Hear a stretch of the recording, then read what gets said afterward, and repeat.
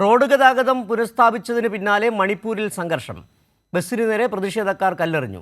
കേന്ദ്രസേനയും പ്രതിഷേധക്കാരും തമ്മിൽ പലയിടത്തും ഏറ്റുമുട്ടി. വിവരങ്ങളുമായി സി ജോസഫ് ചേരുന്നുണ്ട്. സിബി, നേരത്തെ തന്നെ അവിടെ സംഘർഷം ലഘൂകരിക്കാൻ, സംഘർഷത്തിന് അയവുവരുത്താൻ ശ്രമിക്കാത്ത അമിത്ഷാ റോഡ് നന്നാക്കാൻ പോയി എന്ന തരത്തിലുള്ള ആക്ഷേപങ്ങൾ അവിടെ വരികയും ചെയ്തിരുന്നു.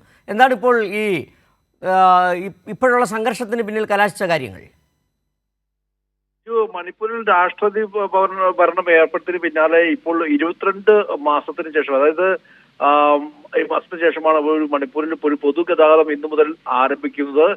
ഈ പൊതുഗതാഗതം ആരംഭിച്ചതിന് പിന്നാലെയാണ് വീണ്ടും അവിടെ സംഘർഷം വലിയ തോതിൽ ഉണ്ടായിരിക്കുന്നത്. ഇതിപ്പോൾ ഈ 12-ാം തീയതി മുതൽ ഇംഫാലിൽ നിന്നും ചുരാചന്ദ്പൂരിലേക്കൊക്കെ ഹെലികോപ്റ്റർ സർവീസ് ഉൾപ്പെടെ ആരംഭിക്കുമെന്നും ഇപ്പോൾ അറിയിച്ചിട്ടുണ്ട്.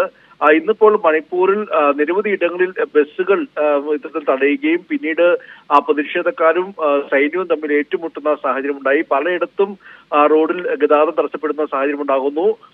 കാങ്പോക്കി ജില്ല വഴി ഇംഫാലിൽ നിന്നും സേനാപതിയിലേക്കും ബിഷ്ണുപൂർ വഴി ഇംഫാലിൽ നിന്നും ചുരാചന്ദ്പൂരിലേക്ക്, അതായത് കുക്കികളും മെയ്തൈ വിഭാഗവും താമസിക്കുന്ന ഇരു വിഭാഗങ്ങളെയും ബന്ധിപ്പിക്കുന്ന ബസ് സർവീസുകൾ അടക്കമെല്ലാം ഇന്നിപ്പോൾ വീണ്ടും ഒരു 1.5 വർഷത്തിന് ശേഷം പുനരാരംഭിക്കുകയാണ്.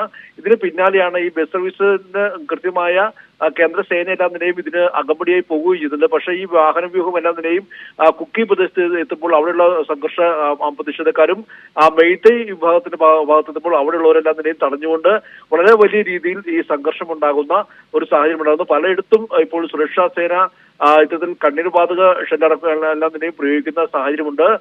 പ്രതിഷേധക്കാരെ പിരിച്ചുവിടാൻ വേണ്ടി എല്ലാം തന്നെയും വലിയ രീതിയിൽ ലാത്തിചാർജ് എല്ലാം തന്നെ നടത്തുന്ന ഒരു സാഹചര്യം കൂടിയുണ്ട്. എന്തായാലും ഈ ജോസഫാണ് ദില്ലിയിൽ നിന്നുള്ള വിവരങ്ങൾ നൽകിയത്. മണിപ്പൂരിൽ വീണ്ടും സംഘർഷം. റോഡ് ഗതാഗതം പുനഃസ്ഥാപിച്ചതിന് പിന്നാലെയാണ് സംഘർഷം ഉണ്ടായത്.